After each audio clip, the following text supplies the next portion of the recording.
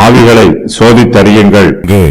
பிரியமானவர்களே, உலகத்தில் அநேகம் கள்ள தீர்க்கதரிசிகள் தோன்றியிருப்பதினால் நீங்கள் எல்லா ஆவிகளையும் நம்பாமல் அந்த ஆவிகள் தேவனால் உண்டானவைகளோ என்று சோதித்தறியுங்கள். தேவ ஆவியை நீங்கள் எதனாலே அறியலாம் என்றால், மாம்சத்தில் வந்த இயேசு கிறிஸ்துவை அறிக்கை பண்ணுகிற எந்த ஆவியும் தேவனால் உண்டாயிருக்கிறது. மாம்சத்தில் வந்த இயேசு கிறிஸ்துவை அறிக்கை பண்ணாத எந்த ஆவியும் தேவனால் உண்டானதல்ல.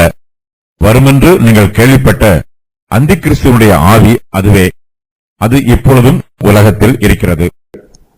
இந்த உலகத்தில் அநேக ஆவிகள் உள்ளன. எல்லா ஆவிகளும் தேவனால் உண்டானவை அல்ல. நாம் எல்லா ஆவிகளையும் நம்ப வேண்டியதில்லை.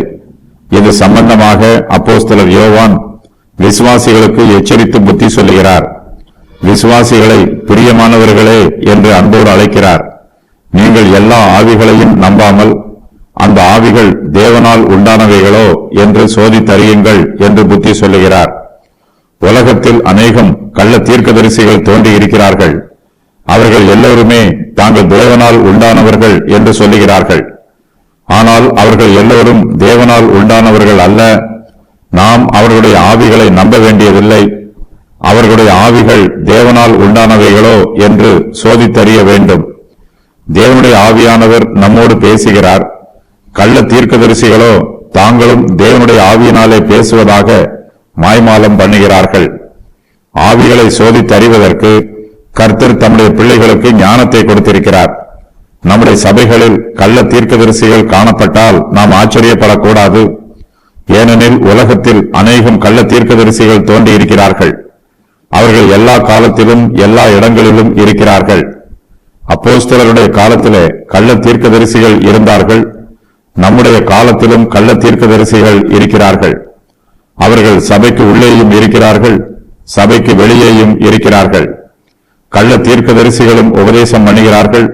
ஆனால் அவர்களுடைய உபதேசத்தில் சத்தியம் இருக்காது. மாம்சத்தில் உள்ள இயேசு கிறிஸ்துவை அவர்கள் அறிக்கை பண்ண மாட்டார்கள்.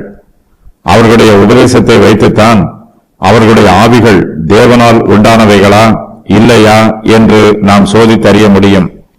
மாம்சத்தில் வந்த இயேசு கிறிஸ்துவை அறிக்கை பண்ணுகிற எந்த ஆவியும் தேவனால் உண்டாயிருக்கிறது.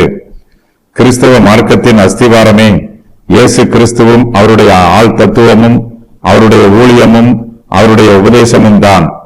இயேசு கிறிஸ்து மாம்சத்தில் வந்தார் என்பதுதான் மெய்யான சத்தியம். மாம்சத்தில் வந்த இயேசு கிறிஸ்துவை அறிக்கை பண்ணாத எந்த ஆவியும் தேவனால் உண்டானதல்ல. கள்ள தீர்க்கதரிசிகள் கிறிஸ்துவுக்கும் அவருடைய ஆள் தத்துவத்திற்கும் அவருடைய உபதேசத்திற்கும் விரோதமாக போதிக்கிறார்கள். கள்ள தீர்க்கதரிசிகளின் ஆவிகள் அப்போஸ்தலருடைய காலத்திலேயே கிரியை செய்தது. மாம்சத்தில் வந்த இயேசு கிறிஸ்துவை அறிக்கை பண்ணாத எந்த ஆவியும் தேவனால் உண்டானதல்ல.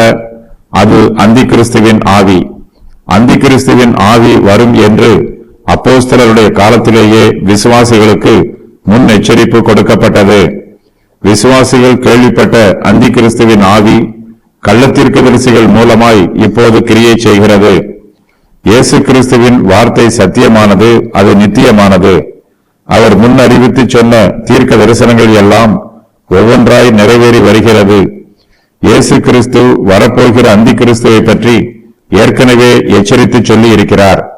அந்த அந்தி கிறிஸ்துவனுடைய ஆவி இப்பொழுதும் உலகத்தில் இருக்கிறது.